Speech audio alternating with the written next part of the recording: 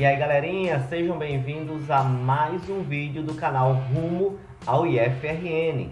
Eu sou o professor Lameck e na aula de hoje a gente vai aprender um pouquinho sobre figuras geométricas.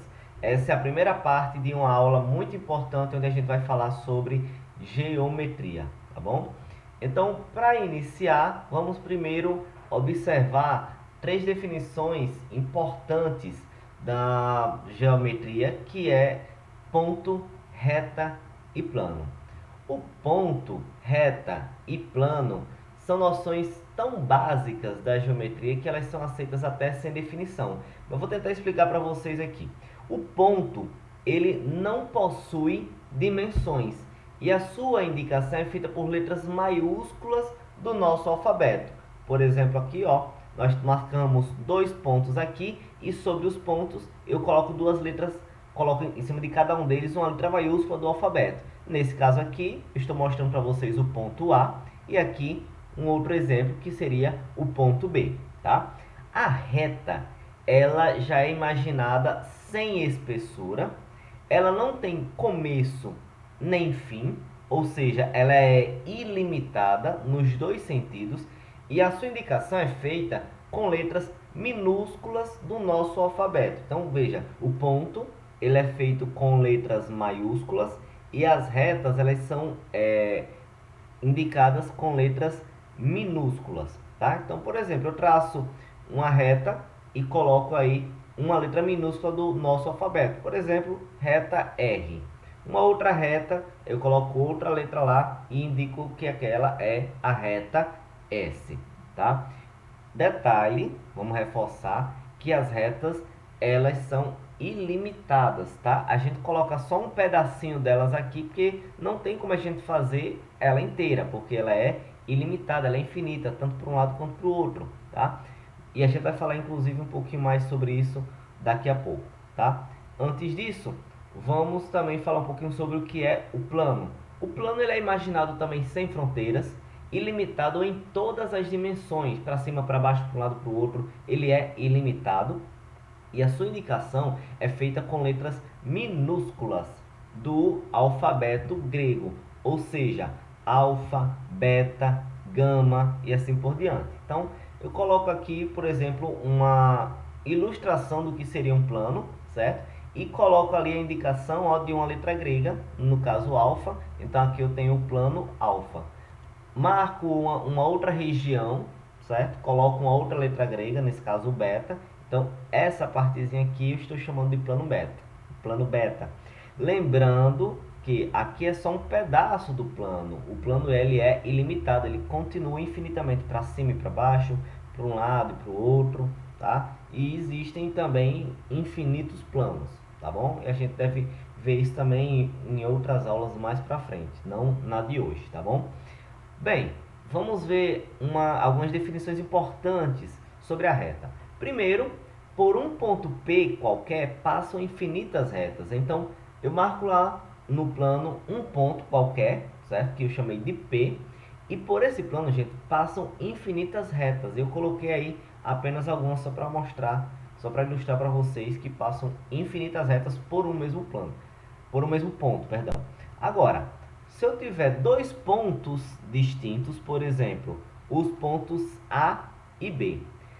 Por esses dois pontos, gente, passa uma e somente uma reta, tá? Então, ó, se eu colocar dois pontos em um plano, eu só consigo marcar uma única reta passando por esses pontos, tá? Não consigo passar uma outra reta que passe por A e também passe por B, certo? A não ser essa mesma reta aqui, certo? Pode até ter uma outra reta que a gente vai já ver que tipo de reta é essa, tá? Mas basicamente é a mesma reta, na mesma posição, tá? A indicação de uma reta, gente, ela é feita da seguinte maneira. Eu coloco os dois pontos por onde ela passou e sobre essas letras eu coloco, ó, uma setinha com duas pontas. Por quê? Porque a reta ela é ilimitada nos dois sentidos, tá bom? Vamos lá. Semi-reta. O que é uma semi-reta, gente? A semi-reta ela é uma parte da reta. Ela tem uma origem e não tem fim em apenas um sentido. A semirreta ela é ilimitada nos dois sentidos. A reta ela é ilimitada nos dois sentidos, mas a semirreta ela tem um início, mas não tem fim, certo? Por exemplo, olha a reta.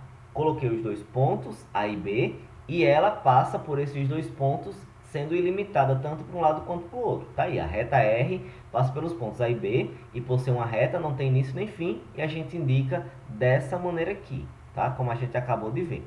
Agora, a semirreta. Eu vou colocar aqui um ponto A como sendo a origem dessa semirreta e eu vou fazer ela passar pelo ponto B. Então, olha como é que fica essa semirreta. Ó. Origem A passou por B. Vamos chamar essa semirreta de S. Então, a semirreta S tem origem no ponto A e passa por B. Como é que eu indico que é uma semirreta? Então, ó, ela começou em A, passou por B e segue ilimitadamente, segue infinitamente depois disso. Por isso que a gente tem uma flechinha em apenas uma direção, certo? E não nas duas, sendo nas duas é reta. Com uma direção só, semirreta. Fazer uma outra semirreta agora, ao contrário.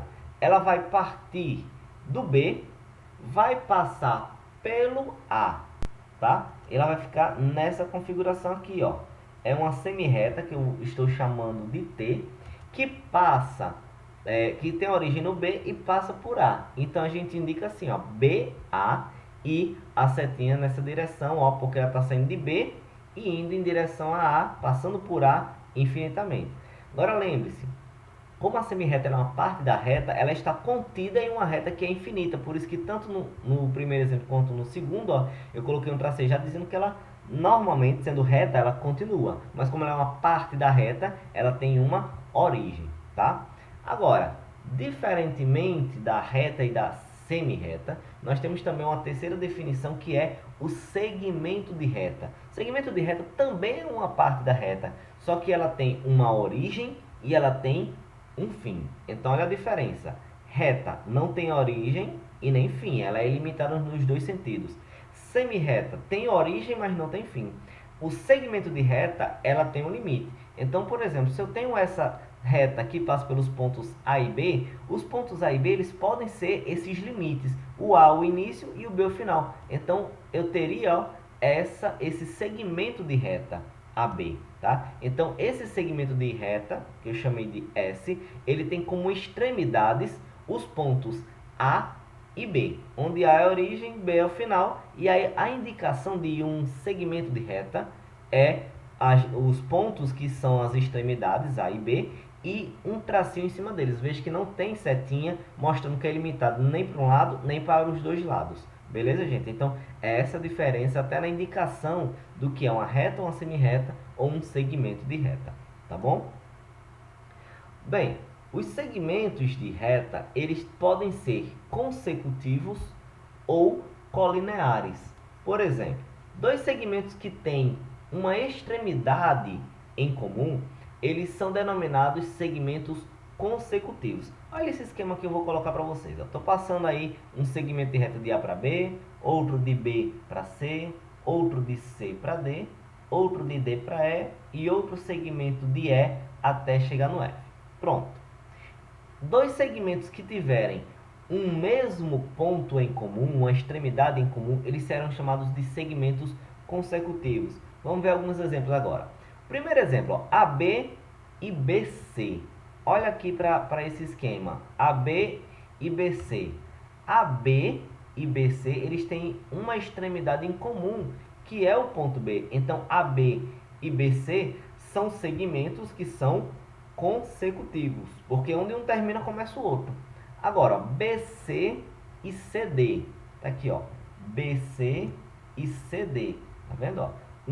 Uma extremidade em comum, BC e CD, tá? Ou BC e CF, como CF, ó, sendo um único segmento. Você vê que eu coloquei 3 pedacinhos, mas do C para o F poderia ser um segmento só. Aqui a origem, aqui o final. Então, BC e CF, ó, sendo um outro segmento, certo?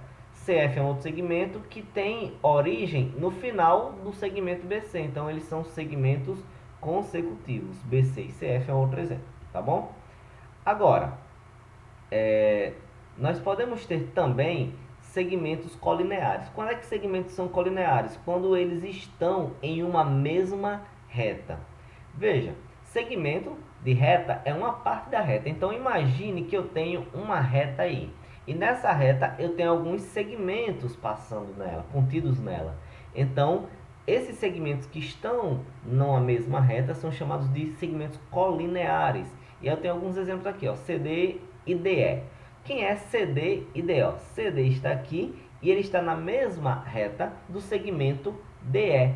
Então, eles são exemplos de segmentos colineares. Ou CD com CF. Ó. CD com CF. São segmentos também colineares. Ou CD e EF. Ó. CD é um segmento, EF é outro segmento, só que os dois estão na mesma reta. Então, eles são chamados de segmentos colineares. Beleza, gente? Agora, segmentos de reta, eles podem ser também, ao mesmo tempo, consecutivos e colineares. Ou seja, para ser consecutivo, eles têm que ter uma extremidade em comum. E para ser colinear, tem que estar na mesma reta. Por exemplo, nesse caso aqui, nós teremos ó, CD e DE. Por exemplo, ó, CD e DE. Então, eles são consecutivos porque eles têm uma extremidade comum, ó, que é o ponto D, e colineares porque estão na mesma reta, ou ainda DE e EF, ou ainda CD e DF. Então, são exemplos de segmentos que são consecutivos e colineares ao mesmo tempo. Tá bom, gente? Vamos lá, continuando nossas definições. Se eu tiver duas retas em um plano e essas retas não possuírem nenhum ponto em comum, a gente vai chamar essas retas de retas paralelas. Então, por exemplo, peguei uma parte do plano alfa, e estou passando duas retas nesse plano, as retas R e S. E elas não têm nenhum ponto em comum, ou seja, em nenhum momento elas vão se tocar. Se você pegar uma régua e medir em qualquer parte dessas retas, a distância entre elas vai ser sempre a mesma. Por quê? Porque elas nunca vão se encontrar. Então, elas são chamadas de retas paralelas. E para indicar retas paralelas, ó, a gente usa essa indicação aqui, ó, R barra S, ou seja, R é paralela a S. A reta R é paralela à reta S. Então, retas paralelas, elas não possuem nenhum ponto em comum. Caso nós tenhamos retas que tenham um ponto em comum, a gente vai chamar elas de retas concorrentes ou retas secantes. Por exemplo, no plano alfa, eu coloquei um ponto A qualquer e por esse ponto A passou uma reta R e também passou uma reta S. A gente viu que por um ponto passam infinitas retas. Eu peguei duas como exemplo aí. E como elas têm um ponto em comum, elas são chamadas de retas concorrentes ou secantes. E a indicação é essa aqui, ó. RXS. Esse X aqui, ele é de versus, né? De concorrência. Uma coisa versus a outra. Então, R versus S. Então, estou indicando que a reta R, ela é concorrente da reta S. Ou seja, elas têm um ponto em comum. Elas se tocam em algum ponto. Certo? E a gente está mostrando isso aqui nessa ilustração, tá bom? Outra definição. Duas retas em um plano, elas podem até coincidir, ou seja, elas podem ocupar a mesma posição no plano. E nesse caso, elas vão ter todos os pontos em comum. E a gente vamos chamar elas de retas coincidentes. Por exemplo, passei uma reta R no plano, certo? E vou passar uma reta S. Passei. Só que como elas estão na mesma posição, você nem vê que são duas retas, tá? Então, são retas coincidentes. Lembra que a gente falou lá atrás que a gente poderia ter até duas retas passando por dois pontos? Na verdade, elas têm todos os pontos em comum. E nesse caso, elas são chamadas de coincidentes, tá? Vamos lá. Com essas definições, a gente começa a formar figuras geométricas. E daí a gente vai ter formas que são planas e formas que são não planas. Vamos definir cada uma delas. As figuras geométricas que estão contidas em um plano, ou seja, que todos os seus pontos elas estão em um mesmo plano, elas são chamadas de figuras geométricas planas. Por exemplo, olha essas figurinhas. Quando você pega uma folha de papel e desenha sobre essa folha, todos os pontos estão contidos nessa folha. A folha, gente, na verdade, é um exemplo de um plano. E o desenho que você faz é uma figura. Como todos os pontos da figura que você desenhou estão nesse plano, então nós temos ali um exemplo de figura plana. E aí eu trouxe aqui alguns exemplos para vocês. Agora, as figuras geométricas que não estão contidas em um único plano, ou seja, aquelas que não têm todos os seus pontos em um mesmo plano, elas são chamadas de figuras geométricas não planas. Por exemplo, ó, essas figurinhas aqui, ó, uma esfera ou uma bola de futebol, por exemplo. Você pegar uma folha de papel, botar sobre uma mesa e colocar uma bola de futebol em cima dela, você vai ver que tem algumas partes da bola que vão tocar o plano, que vão tocar o papel. Mas você vai ver que vai ter uma outra quantidade de pontos dessa figura que vão estar fora do papel. Então, como ela não está toda contida no papel, ou seja, ela tem pontos que não estão no plano, então são figuras não planas, tá bom? Então, trouxe aqui a lata, uma pirâmide, uma caixa. Então, se você encostar uma caixa numa mesa, você vai ter a parte de baixo dela encostada na mesa, mas todo o resto para cima não vai estar encostado naquela mesa plana. Então, vai estar fora do plano, por isso que é uma figura não plana, tá? E a gente vai estudar essas figuras não planas também daqui a pouquinho, tá? Agora, as formas planas, vamos olhar primeiro para as formas planas. Elas têm duas formas que a gente pode classificar elas, que são os polígonos e os não polígonos. O polígono, ele é uma figura fechada e ela possui apenas contornos retos. Por exemplo, essas figuras aqui, ó. Se você observar, o que é uma figura fechada? É quando eu pego, começo a desenhar uma figura, tá aqui, ó. Comecei a desenhar ela daqui, faço o contorno dela e termino exatamente no mesmo ponto onde eu comecei. Então eu fechei a figura, tá? E se ela é formada apenas por contornos retos, então ela vai ser considerada um polígono.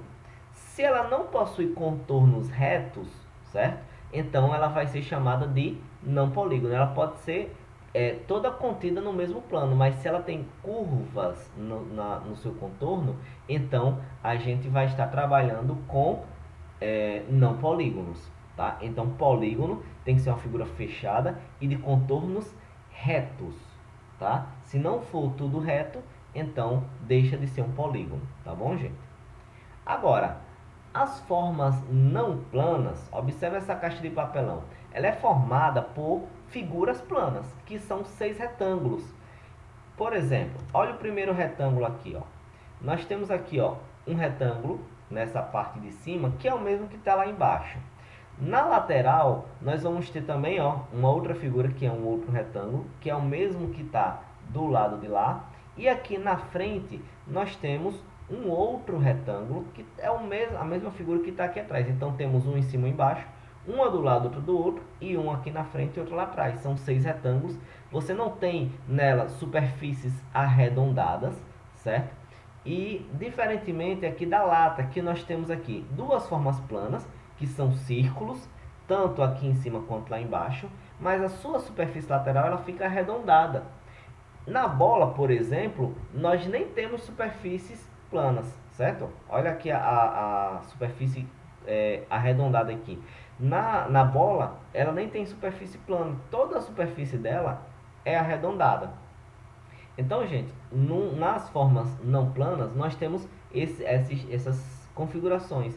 Figuras que são formadas apenas por figuras planas, outras que têm uma mistura entre figuras planas e figuras arredondadas, e outra que não tem nada de figura plana, tá bom? Agora, nessas formas não planas, a gente pode classificá-las em dois grandes grupos, que são os poliedros e os não poliedros. A superfície do poliedro, ela é formada apenas por polígonos, tá? Então, para ser poliedro, tem que ser formada por polígonos. Cada polígono vai ser uma face do poliedro. E a gente vai já falar para você também essas características dos poliedros. E como os polígonos são figuras planas que têm apenas contornos retos, então os poliedros não apresentam formas arredondadas. Por exemplo, olha aqui alguns exemplos de poliedros. Esses poliedros aqui, ó, são figuras formadas por polígonos, quadrados, triângulos, pentágonos, tá? A gente vai ter aqui apenas figuras que são polígonos. Cada partezinha dessa é uma face, eu vou já mostrar para vocês. Agora, aqui do lado, eu vou mostrar para vocês, ó, por exemplo, a esfera, o cone, o cilindro, eles possuem figuras, formas arredondadas na sua superfície. Então, sendo arredondada, é não poliedro. Se for somente polígono, então torna-se poliedro. Essas duas figuras aqui, ó, esse aqui que parece uma boia, né? Essa figura é chamada de touro, não é touro o animal, touro, T-O-R-O, touro, tá? Veja que é uma superfície arredondada. Essa aqui, ó, que é chamada elipsoide. Então, essas figuras que são arredondadas são chamadas não poliedros. As que possuem apenas polígonos são chamadas de poliedros, tá? Poliedro, ela é uma palavra que vem do grego, que significa muitas faces, tá? O que são as faces? São justamente esses polígonos que juntos formam a figura não plana, tá bom? Vamos lá. Observe aqui essa caixa de papelão, tá? Essa caixa de papelão, ela é uma forma bem comum. A gente pode encontrar nesse mesmo formato, tipo um aquário, uma caixa de sapato, de fósforo, até mesmo uma sala de aula convencional, se você observar, ela tem esse formato de um bloco retangular. Vamos estudar aqui algumas características que o bloco retangular tem que a gente pode encontrar nos poliedros. Por exemplo, a primeira coisa que a gente observa são as faces, certo? Que são justamente os polígonos que formam a figura. Então, a gente viu já no slide anterior que ela vai apresentar 6 faces. No caso do bloco retangular, são 6 retângulos, tá? Então, a primeira coisa que todo poliedro tem é face, que são os polígonos, tá? Essas faces, certo? Se você observar, elas se juntam nessas linhas aqui, que nesse bloco você consegue observar que são justamente as dobras da caixa de papelão. Essas dobras, na verdade, são segmentos de retas. E esses segmentos de reta a gente chama de arestas, tá? E você vai ver também que tem essas quinas em todas as pontas do bloco retangular. E essas quinas, onde as arestas se encontram, são chamados de vértices. Então, todo bloco retangular, todo poliedro, na verdade, sempre vai ter face, vai ter aresta e vai ter vértice, tá? No bloco retangular, a gente vai ter também 3 medidas bem específicas, que é essa medidazinha aqui, ó, que eu vou chamar de C, essa medida aqui que eu vou chamar de L e essa última medida que eu vou chamar de A.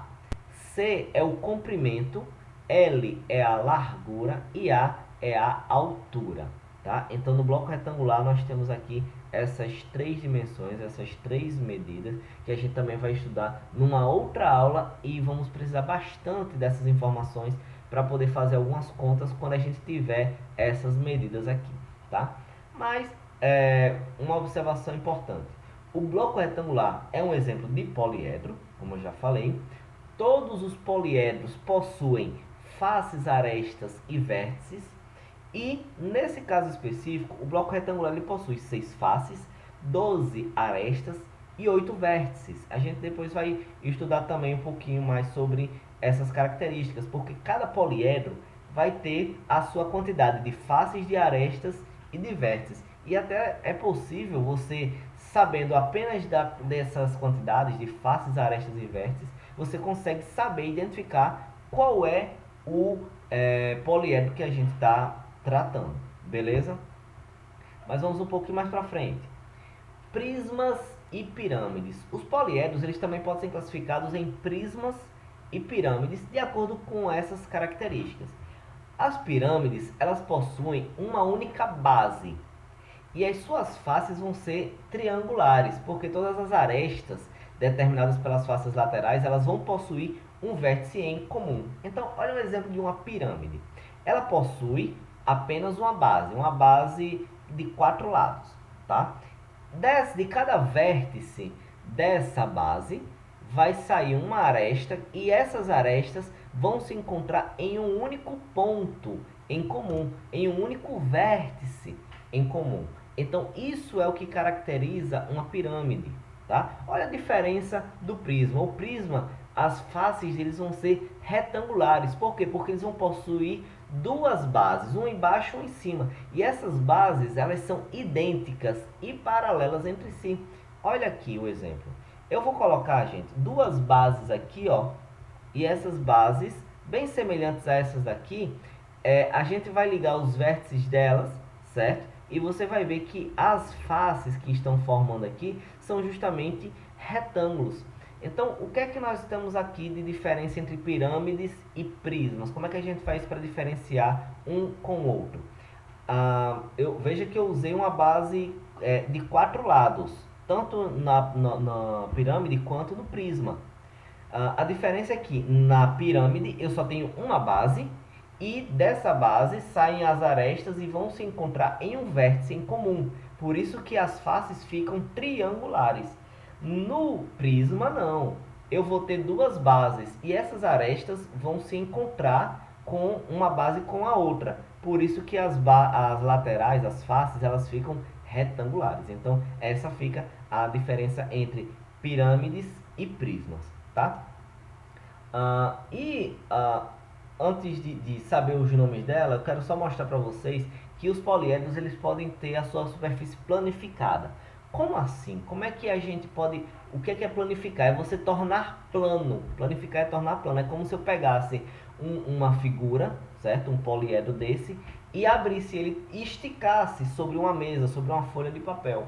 Por exemplo, olha esse poliedro aí. Se eu abrir ele e esticar sobre um plano, certo? A forma planificada dele, ó, é dessa maneira aqui. Ele todo aberto, fica nessa configuração aqui, ó. Essa pirâmide que a gente acabou de ver, se eu abrir e separar todas essas faces aqui e esticar ele sobre um plano, ele fica, ó, com esse formato aqui. Esse outro poliedro também que a gente acabou de ver, que é um prisma, ele planificado, fica nesse formato aqui. E esse outro poliedro aqui, ó, quando eu abro ele todinho e planifico ele, ele fica com essa configuração, tá bom? Então, isso é planificação. Você consegue observar bem direitinho cada face, pode observar também os vértices, as arestas, sendo que dessa forma aqui, você pode até confundir a quantidade de vértices e arestas. Por quê? Porque uma parte se encaixa com a outra, certo? Então, aqui é só para a gente ver a questão das faces, a medida dessas arestas, tá? Fica mais fácil para a gente trabalhar algumas situações na forma planificada, tá bom? Agora, a parte da nomenclatura é bem simples. A nomenclatura de prismas e pirâmides é feita de acordo com o polígono que está lá na base. Por exemplo, olha essa tabela que a gente tem aqui. Se a minha base tem 3 lados e eu estou falando de prisma, então a figura que tem 3 lados é um triângulo. Então vou ter um prisma triangular. Se for 4 lados, certo? Uma figura de 4 lados pode ser, por exemplo, um quadrado, pode ser também um retângulo. Então a gente vai chamar de prisma quadrangular. Se tiver 5, que é um pentágono, então prisma pentagonal. Se for com 6 lados, prisma hexagonal, certo? Olha aqui esses exemplos, ó. Na minha base eu tenho, ó, um triângulo, então prisma triangular.